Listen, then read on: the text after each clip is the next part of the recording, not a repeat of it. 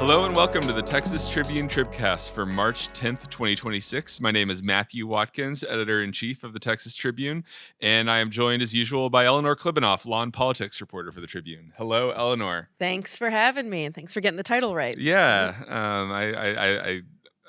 I wrote it down. That's good. That's good. Yes. I, of course, missed last week's podcast. I was in beautiful Providence, Rhode Island, where there were 3 feet of snow on the ground. And I missed it so much. I was so jealous of y'all talking about the election results, and particularly Ken Paxton and John Cornyn, that I demanded that we do it again this week. Yeah, we love it. Honestly, we could not have fit even one more person on this stage. Certainly, we had no more room for one more man, so we were maxed out. So Excellent. Would have kicked you off anyway. All right. Well, very good. And so joining us to discuss this is friend of the podcast, Mark Davis, who is host of his self-titled show on 660 AM The Answer in Dallas-Fort Worth, and a frequent interviewer of Texas's top Republican officials. Mark, thank you for joining us. Thank you, guys. Pleasure to be here. It's a fun time, I think, to be in talk radio in Texas, to say the least. I mean, this was all set up. This was front loaded to be an amazing season, no matter what. I mean, it always is at primary times, and it always is, especially in Republican territory of primary times, with blood on the walls and all these bitter feuds, and all of a sudden everybody makes nice afterwards. We all unite to beat the Democrats, just as the Democrats unite to beat us. At least that's the way it's supposed to go. But wow, there might be some intervening passions that make this, if possible, even more interesting. Indeed. So let me just go through a quick recap. I'm sure all of our listeners know this, but let's talk about how we got to where we are right now in this Cornin-Paxton race. Cornyn shocks me, at least, and maybe some other people, by emerging from election night as the top vote recipient, 41.7% to Paxton's 40.7%. Mark, I will ask you in a little bit whether that surprised you or not. And then, of course, James Tallarico wins the Democratic nomination decisively. The next day, Donald Trump declares he's very much not worried about Tallarico, who is obviously going to lose, but still says he'll be endorsing in the race, and for the good of the party, the other candidate must drop out. Everyone sort of assumes that means he's going to endorse Cornyn. Paxton, asked about this, declares he's not leaving the race, and then the next day, Thursday, says he'd consider dropping out of the race, but only if the Senate passes the SAVE Act, which would require national voter ID. Flash forward to now, and really we haven't had much progress on this story. No endorsement, no SAVE Act, no one dropping out of the race. So, Mark, tell me, let's take a journey into the mind of Donald Trump right now. What is he thinking? What's his move right now? Why is he making the moves he has already made? At any given moment, if the president does something, he thinks it's advantageous to his agenda. I mean, that's not a shocker. That's why every politician does any given thing. The president has a capacity for being so transactional, I guess is the frequently used term, that he can seem to shift on the fly, just as a real estate deal might be. If something looks advantageous one day, it might not be so advantageous the next, which is what gets you from what looked like a continued stance of no endorsement, which I have considered to be an act of genius on his part, because as soon as he endorses anybody, Cornyn or Paxton, the first thing he's going to do is enormously alienate and inflame roughly half of his Texas base. What wisdom could there possibly be in doing that? So in exploring what that motivation might be, to go chronologically to the first thing you said, was there surprise in Cornyn finishing as he did? For me, no, but it's not because I'm such a genius. It's because I considered almost anything to be possible. From the MAGA-fueled grassroots red meat conservatism of Paxton, giving him a 5-point lead, to the absolutely unshakable incumbent power of Cornyn, giving him a 5 or 6-point lead. Anything was truly possible. So for them to wind up in a relative dead heat and get thrown into the cauldron of hell that is the runoff because of Wesley Hunt's bizarre decision to run, that was on the list of things that could have happened. So to finish my overly long answer, what is Trump thinking right now? I can understand that he does not cherish the notion of a long, expensive, blood on the walls primary going all the way to May 26th, which may afterward leave nerves rubbed so raw that the losing side is loath to come back to the polls on November 3rd, even if it's to stop James Tallarico.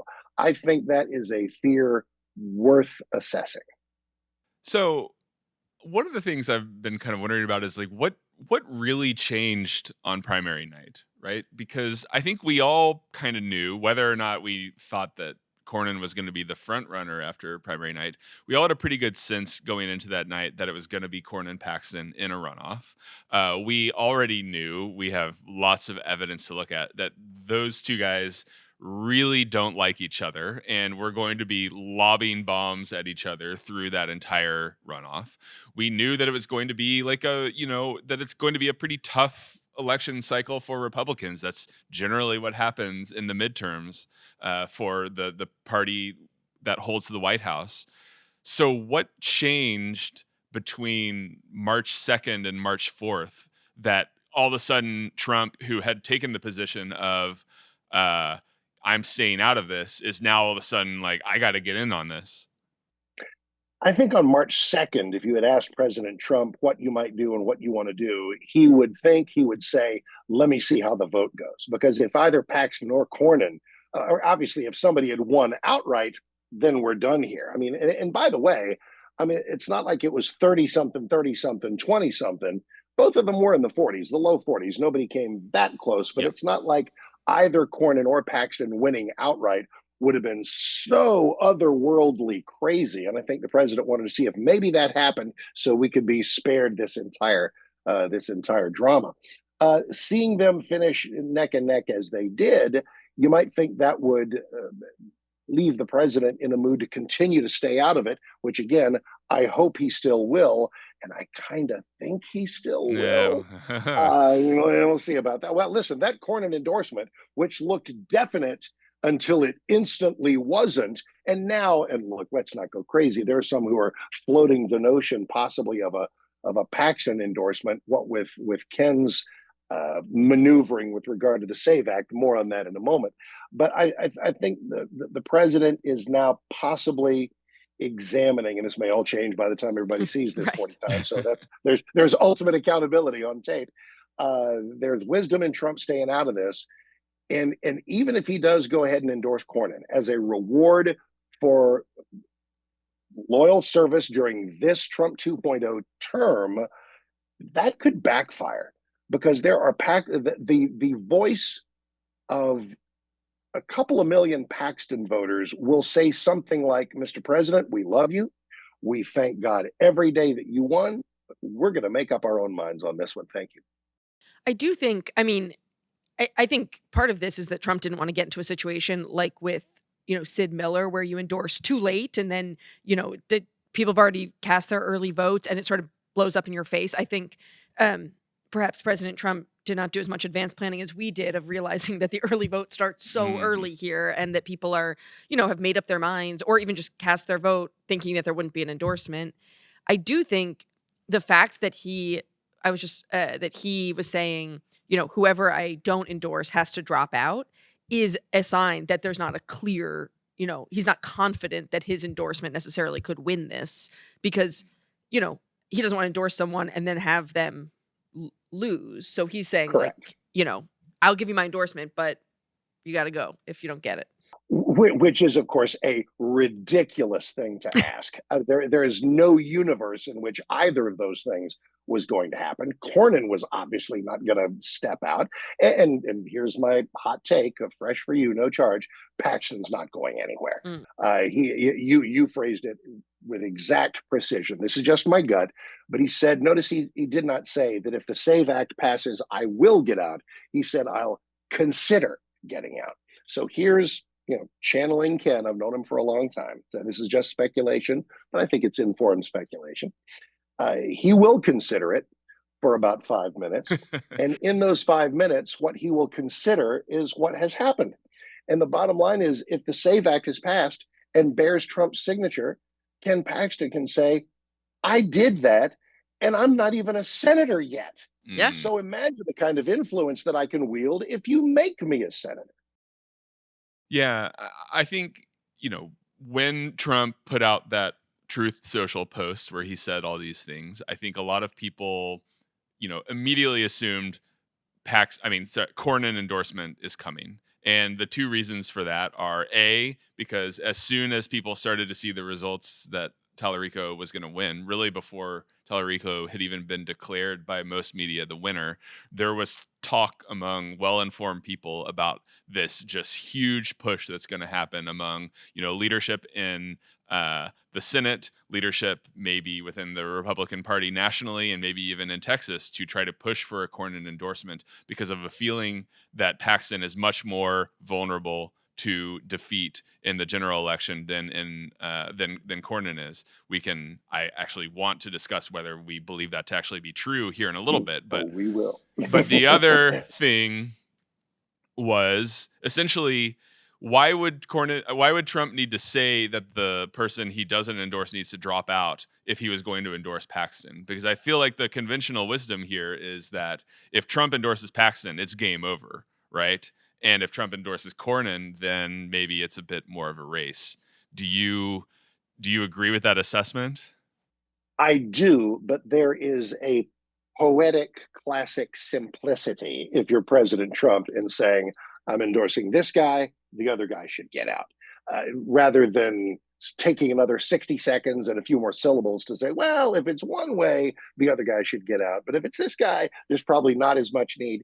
It seems like a very Trumpian thing to do, to say, look, once I anoint somebody, the other guy stands no chance and should probably go ahead and hit the road for private life. It just seems like the simpler of the two messages. And it's so Trumpian, I think, to say, I'm not going to do the behind the scenes machinations of, let's say you endorse Cornyn, you go to Paxton's camp, you say, here's what I'm asking of you. You just say it on Truth Social and assume that people will sort of do what you're asking of them. I will also say, I think obviously Cornyn right now, probably very anxiously awaiting news on this. I think for both Trump and Paxton, this is for Trump, I have to imagine, you're like, everybody is courting me right now. I mean, this is the plot of, every romance novel in the history of time, right?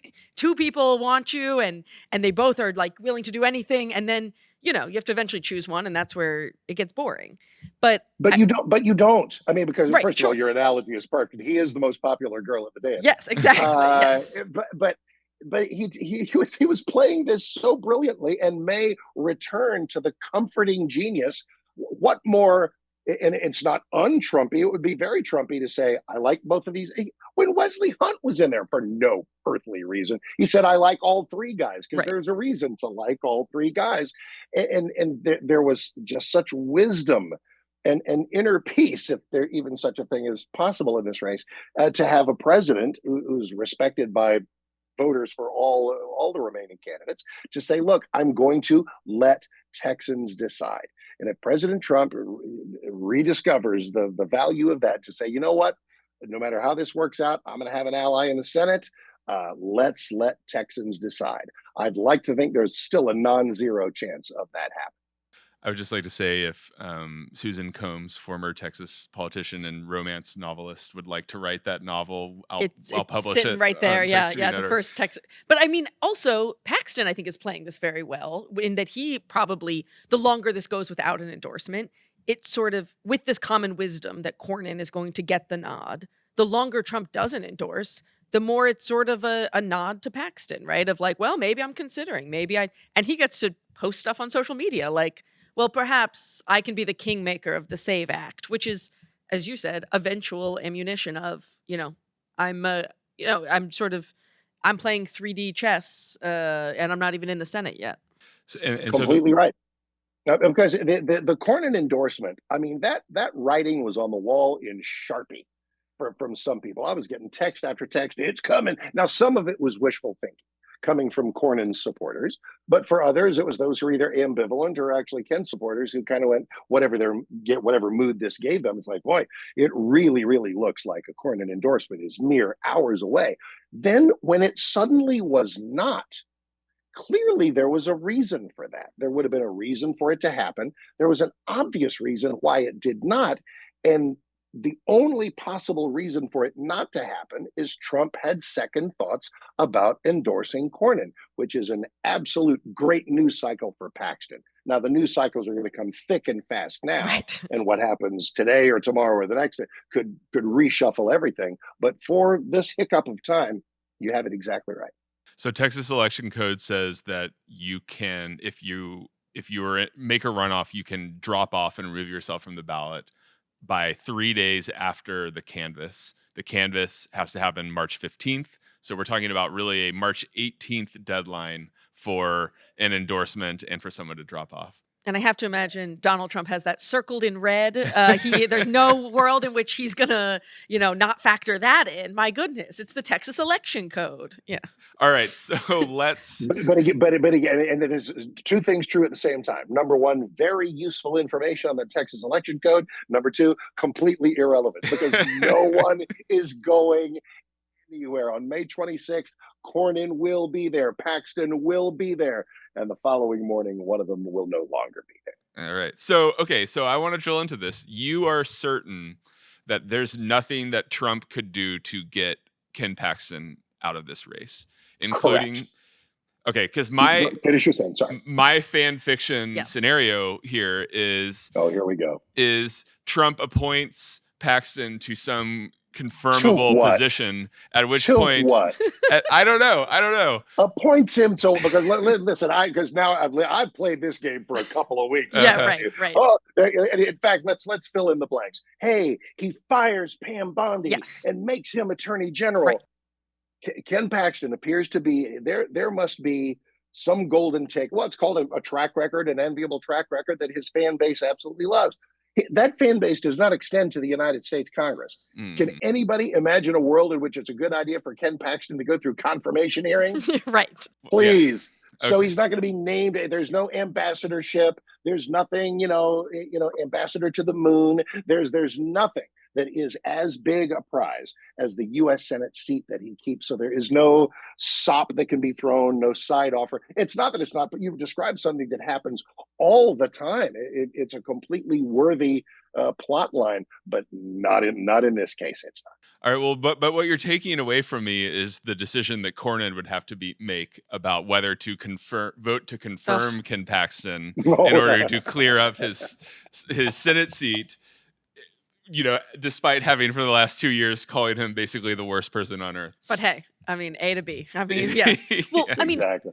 Mark, one thing you said that stood out to me that I do want to ask about, which is that, you're saying that President Trump, who is, just this extremely powerful figure in the Texas GOP, the GOP nationally, that if he were to endorse Cornyn, that there are people, a subset of people who feel more strongly about Paxton than they do about Trump, or they would be more loyal to Paxton than Trump. Of course there are, and with good reason, because it would be so many things are kind of binary, switch on, switch off, all black, all white. Let's look at the emotional complexity for a Paxton supporter of Trump endorsing Cornyn. Would that Paxton supporter then go, well, screw that, I'm done with Trump? Of course not. It would be a triangulation in which the Paxton supporting Texans would say, Mr. President, I've kind of said this before, we love you, we're glad you're there, we pray for you every day, but on this particular thing, sir, we respectfully are going to vote for Ken Paxton anyway, and it's for the same reasons that we support you and love you and cherish you and are glad you're there. The outsider, the fighter, the trailblazer, the rattler of establishment cages. It is the same list. The list of reasons why we love you is the list of reasons why we love Ken. So you go ahead and endorse Cornyn all you want, and we'll be voting for Ken anyway. Thank you very much. All right, well, let's consult the polls here. This is from Texas Public Opinion Research, released yesterday, March 9th. Admittedly, Texas Public Opinion Research is run by a Democrat, Luke Warford, as was popping off on Twitter. Yeah, who was on the podcast a couple weeks ago. Yes. So if you want to take this with a grain of salt, feel free to take it with a grain of salt. But here is what the poll said: Paxton leads Cornyn 49% to 41% in a runoff. That's an 8-point advantage with 11% undecided. If Trump were to endorse Cornyn, Paxton would still lead 44% to 43%. A Trump endorsement of Paxton would widen Paxton's lead from 58% to 32%. The thing I wonder about here, though, is I don't think all Trump endorsements are created equally, right? Like sometimes he fires off the Truth Social post and then, mispronounces the candidate's name at a speech, and people can kind of credibly make the case like they don't know, he doesn't even know who this guy is, like this, someone's in his ear, but it doesn't actually reflect the like true belief of Trump. That would not be the situation here.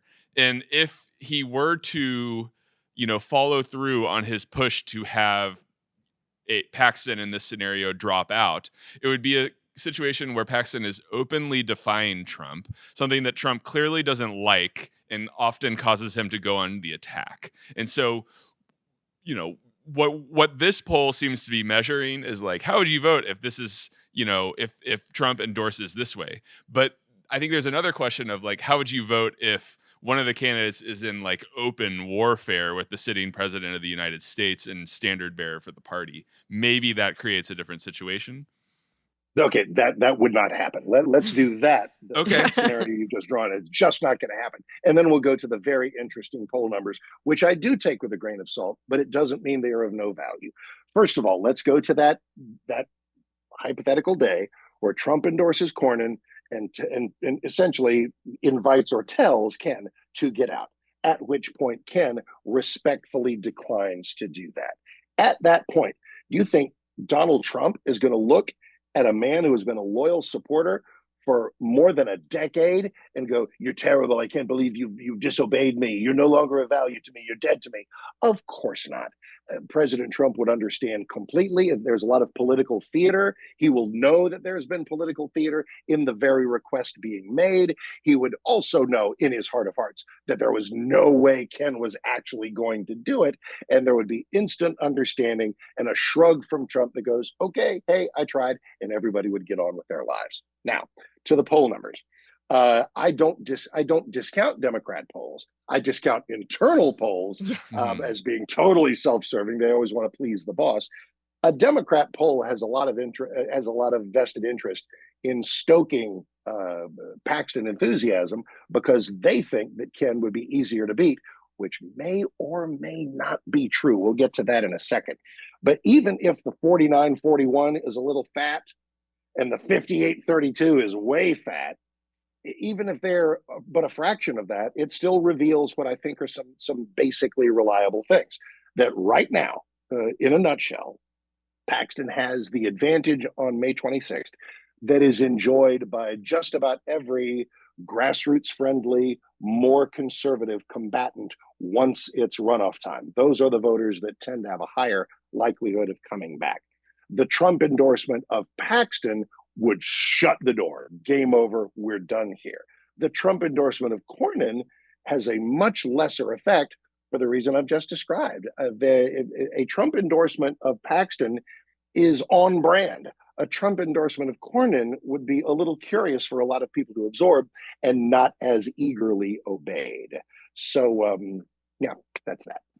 Okay. I think that makes sense. I think that, like, again, I do just think that Paxton right now, I imagine that immediately upon Trump saying, "I'm going to endorse," and the other person has to drop out, there was back channeling where it was made clear that Paxton was not going to drop out. And, that suddenly makes it a lot less appealing for President Trump to endorse. If he can, then now he's not the kingmaker, Paxton is the kingmaker. And that's at that point, I do think there's to your point, Mark, a very real world in which this all just sort of like floats away and all those pre-writes we spent all that time on never get to see the light of day. I'm so sorry. It's devastating to me. We're done here. And for just a minute, let's, because before I forget it, because you guys are good at heading down a number of avenues, let us put under the microscope this notion that Cornyn is the stronger general election candidate.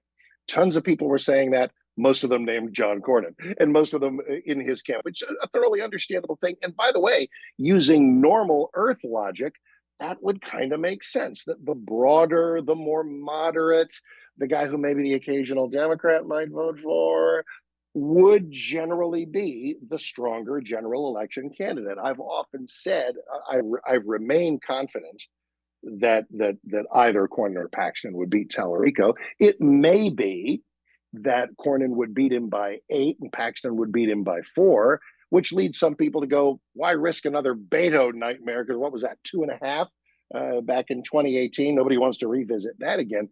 But before we jump to what has been conventional wisdom about the type of candidate who's stronger in a general, this is no ordinary election. I cannot overstate to you the number of people who are Paxton supporters who will not vote for Cornyn under any circumstance. Now I'm going to be arguing with those people from May 27th to November 3rd. I'll be the great uniter. I'll try to be. And there are going to be people who are butthurt on either side, depending on whoever loses. But I think that the vanquished Cornyn people may be more likely to hold their noses and vote for Ken than some broadly dispirited Paxton people will be. They will have the mind that says, "Oh, really? You get then go enjoy Senator Tallarico. See how that works out for you."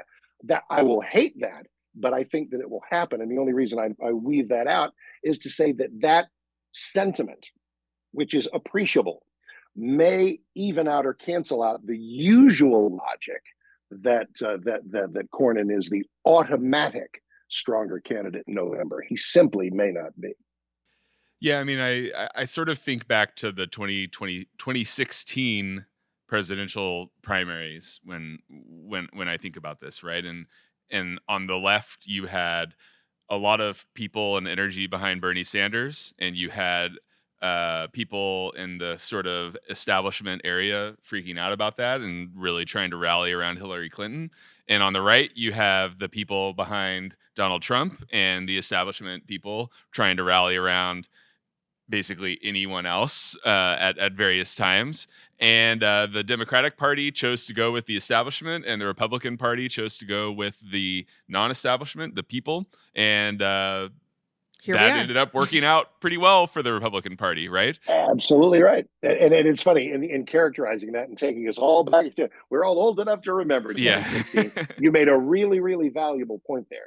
If nobody puts me in a rubber room for saying there's a similarity between Donald Trump and Bernie Sanders, yeah, I think you know what I'm talking about. Yeah. It is the same kind of insurgent, we're tired of the status quo appeal, just in very, very different ways. Bernie represented burn it down, the status quo's not working, I'm tired of the go along to get along, and Trump was the version of that on the Republican side, and we were smart enough to go with it. Yeah. So, okay, let's pull up another left-leaning poll here, though, because this one also came out yesterday. Public policy polling, new Senate poll, polled Tallarico against Paxton, polled Tallarico against Cornyn. Tallarico against Paxton, Tallarico 47%, Paxton 45%. Tallarico against Cornyn, 44%. Cornyn 43%. So you're talking about a lead in each one, a 2-point margin against Paxton, a 1-point margin against Cornyn. Now I see your face. So tell me why that is a ridiculous poll. No, I can only scoff so much. I can only scoff. There's a limit to my scoffing, because I can't sit here in March and tell you that's not going to happen because of the factor that I've just described. Again, in a vacuum, there is no reason on God's earth for this seat to flip. None. There should be Republican unity. If I have breath in me, there will be Republican unity. But the only way that Tallarico becomes a senator is if Republican voters are stupid enough to hand it to him. If we are on our game and if we can all get over ourselves and, oh, my guy lost, then this will not be all that close. It won't even be Beto. It'll be a good, healthy 5, 6, 7% win. But I can't promise that, because if indeed there are people, look at the Senate District 9 thing, where Lee Wamsgans lost to Taylor Rimette.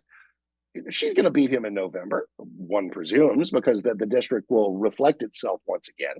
But there were dispirited, angry John Huffman supporters. Oh, she didn't reach out to us. What are we, 12 years old? And that grudge affected that race and suppressed her turnout.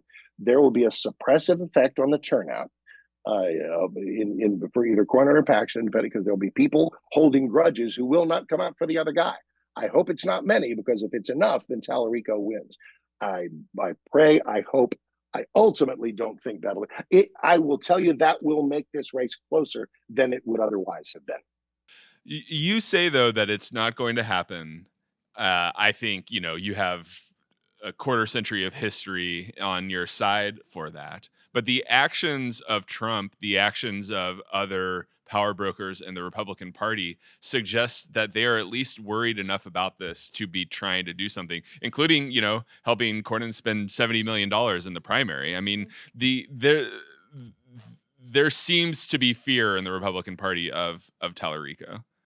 Well, the Beto phenomenon showed that you better, it's an old coaching analogy, don't ever take anything for granted, play like you're 10 points behind on the road, no matter what the situation and the opponent.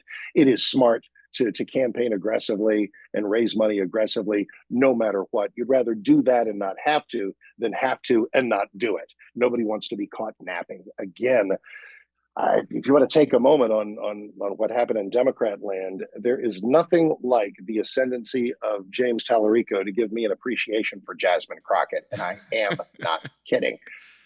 Jasmine Crockett, on her worst day, from a conservative standpoint, was just a fire hose of Democrat index cards. He's Hitler, Orange Man bad, stuff I've been used to every day. Now, this is just purely a Republican perspective, which there are some things I say that are just from me, other things that I take at a 30,000 foot level to analyze what everybody's doing.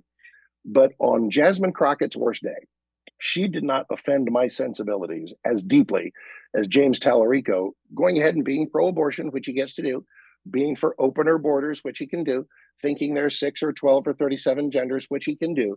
But his suggestion that Jesus agrees with him on these things is blasphemy. This is a heresy of the highest order. Now, it's vital that I say, he ain't playing to me. I ain't voting for him. Will this be damaging to independence? I'm going to tell you, every day between now, there's good news and bad news in having the Democrat race settled. They don't have to mess with a runoff.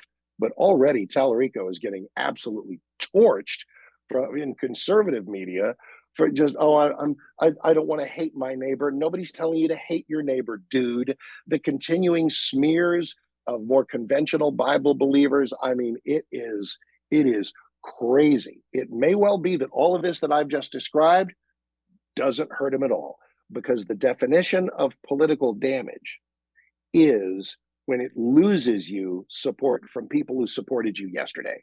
Me flaming on Tallarico, talking about his latest BS, doesn't hurt him at all until and unless people who are willing to support him no longer are. And that remains a huge, huge if. I do think Tallarico is, I think on election night, right, there was that sort of very common wisdom of, well, the Republicans are going to tear each other apart with this runoff, and he gets to just sort of, save his pennies and save his attacks and all that until the general. And Republicans wasted no time in saying, we can do two things at once. We can run a very competitive runoff, and we can start flaming you. And I think probably if he, in a fictional world where he and Jasmine Crockett were in some runoff for several more months, potentially would have saved him some of that, and it would have all started June 1st.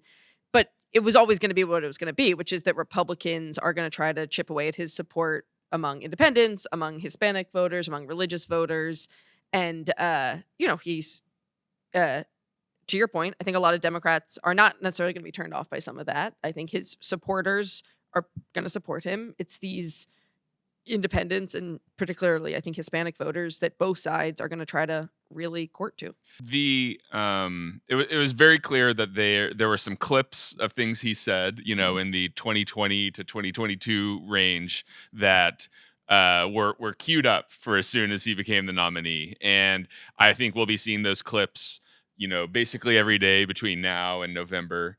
And we've seen this. We saw what happened in the Colin Allred, Ted Cruz, where basically every advertisement was Colin Allred wants to, destroy women's sports and all these things. And I think, again, the conventional wisdom is that had an impact. I mean, you can also argue that he pulled closer to Cruz than outperformed the Democratic at the top of the ticket. So maybe that conventional wisdom could be wrong. But we are seeing the blueprint, and I think one of the key questions as to whether this is a competitive race or not will be how much does that stick on him, and how much can he define himself as someone who, up until relatively recently, was still largely pretty unknown to the public. Right. Correct. And that is what enables him to do something. It's probably time for me to give Brother Tallarico a little bit of credit for something that he's done that's very smart, is this whole notion of, I'm a new kind of politician. I'm tired of the old divisive ways. This is wickedly genius for a couple of things. Number one, this notion that I am a peacemaker. I'm not divisive. Of course you are. Everyone is divisive. If you say there are 2 genders, it's divisive to people who think there's 12. If you say there's 12, it's divisive to people. It is, I'm tired of being at war with my neighbor. Well, the Republican Texas, which I think is still a majority, would say to Mr. Tallarico, if you're wanting to open the border as much as you seem to be, we're going to go to war with you. If you want to trans our kids, we are going to go to war with you. So this notion that he's some ambivalent peacemaker is nonsense, but it's still very, very smart for him to position himself as that. And in going after him, if I'm advising either Cornyn or Paxton, I think I would probably spend less time on the stuff that I was just harping on a little bit ago, the heresy and the carrying around some curious Bible that says that God is ambivalent about abortion and other curious non-existent passages.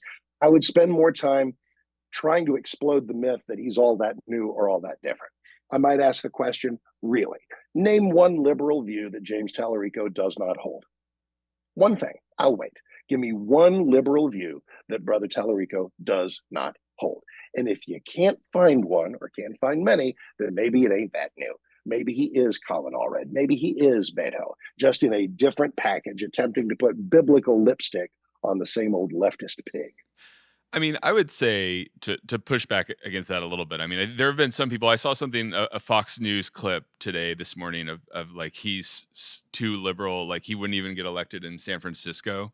And that was Molly Hemingway. I saw that. Yeah, and like I'm not sure if I buy that. I mean, I looked him up in the sort of like left to right rankings that Mark Jones puts out every year, and he's kind of like right in the middle of the Democratic Party. And I think you can credibly make an argument that is far to the left of the Texas electorate. And but I like the sort of painting him as like far to the left of Democrats feels not wholly supported by evidence here.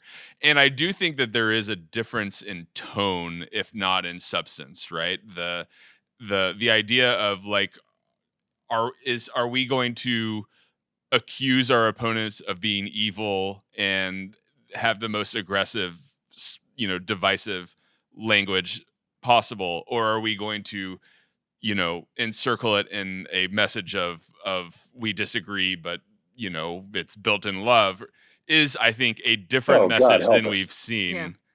Okay, well, so 2 things. Number one, you're totally right. There's not really that much. There's a lot of Venn diagram overlap between what you said and what I said. Yeah. I don't suggest that James Tallarico is AOC or is Bernie Sanders, but it's sort of the degree of liberalism that he comes in with. When I said name a liberal view that he does not hold, there are some that he holds, but he just doesn't beat them to the level that maybe the squad does. This notion of the nice guy, that is packaging on steroids. Is it nice to smear Bible-believing Texas Christians as being homophobic, transphobic, everybody phobic, not liking brown people? This is the oldest trick in the book that this oh so sweet, oh so nice, oh so mannerly Mr. Tallarico will use, and that is that anybody with a scriptural belief in 2 genders, a belief that we actually need borders, that we are essentially racist and hateful people. That's not nice.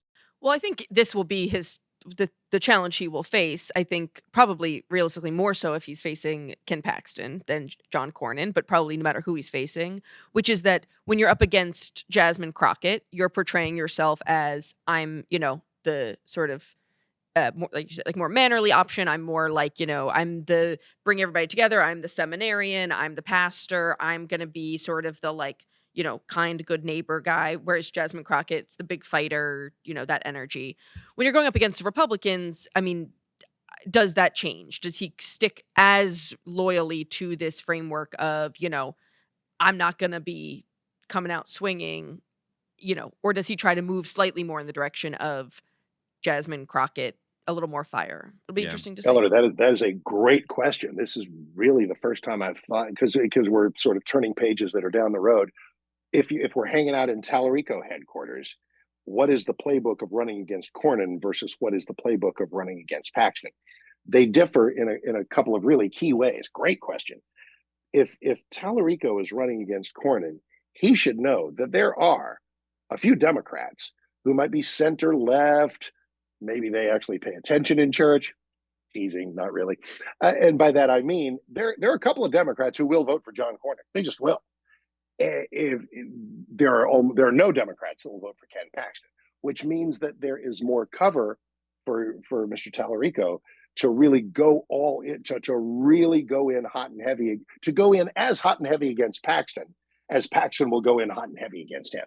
It is going to be, if you think that the runoff to May 27th is going to be filled with, a lot of fisticuffs on the Republican side, you wait until you see Paxton versus Tallarico, because that will be a hair match rage in the cage.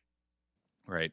Okay. I want to just, before we let you go, I mean, you are someone who is in a lot of communication with the Republican grassroots, those voters. How is this Trump, Cornyn, Paxton drama playing out among them right now? What are people? How are they responding to this dialogue so far? I'm very lucky and blessed and fortunate that here I am as a pretty staunch Republican. Well, hello, as a pretty staunch Republican. And there are people who are less staunch who are glad to be in touch with me.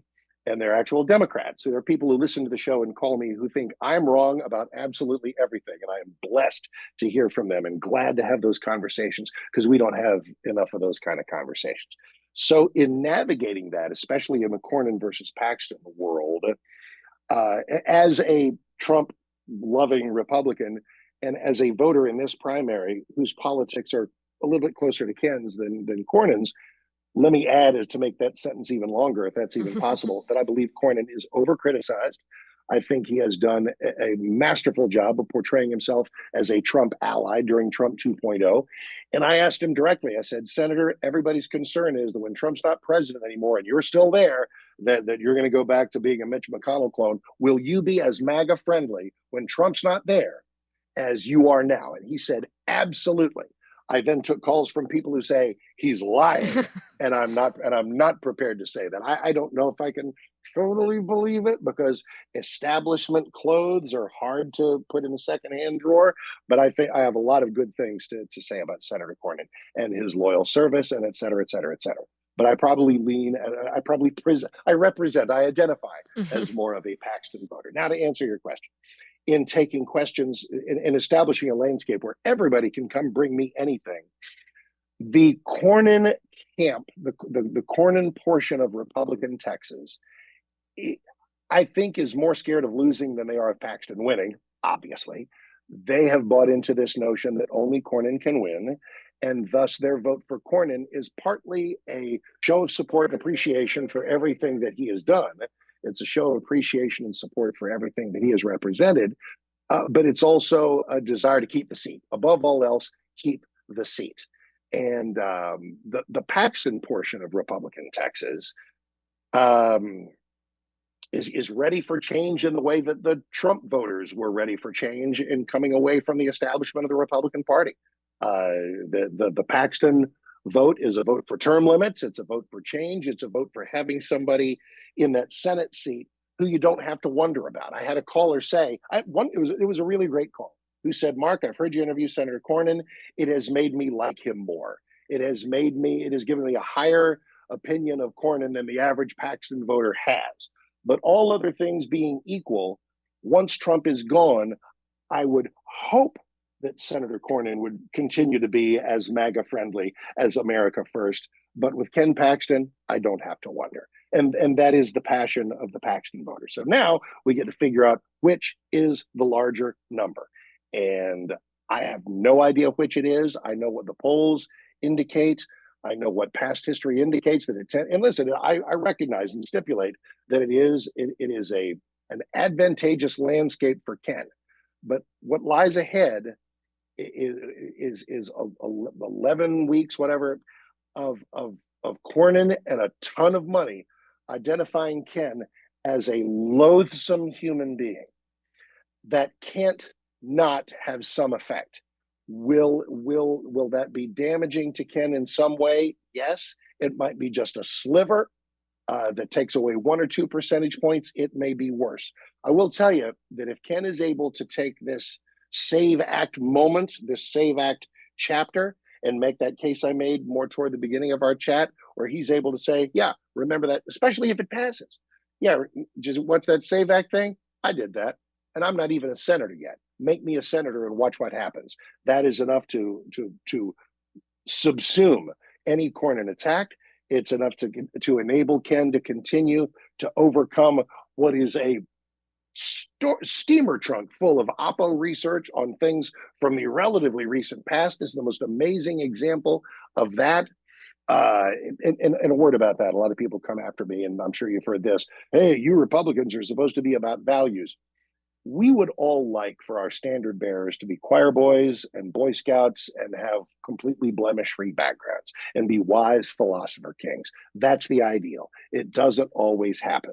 Ultimately, in the modern era, and I mean modern going back 50 years, what the kind of president you will be, the kind of senator you will be, the kind of representative matters more than things in your personal past. And for people thinking that's just a willful blindness from Republicans, I give you Bill Clinton, who engaged in sex acts in the actual Oval Office and went on to become a continuing respected elder statesman of the Democrat Party. It's not a Republican thing or a Democrat thing. It's a human thing, probably more urgently now. What matters most of all, John Cornyn's going to be talking about character, and that's fine. I would be too if I were in his position.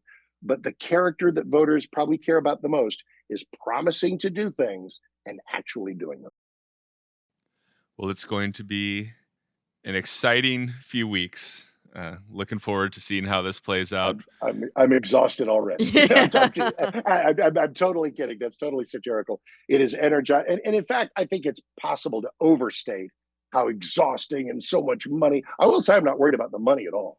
Yeah. I think that seemed to be a big Trump concern. Well, after this, hundreds of millions of dollars, what, like there won't be any money left for Trump versus for Paxton versus Tallarico, or Cornyn versus we'll find the money. All right. Well, it's time for us to get this up before any Truth Socials or any other things came out to completely change the situation. Oh no! Exactly. What did we miss? Right. Thank you so much for joining us, Mark. Thanks, Eleanor, and thank you to our producers, Rob and Chris. We will talk to you all next week.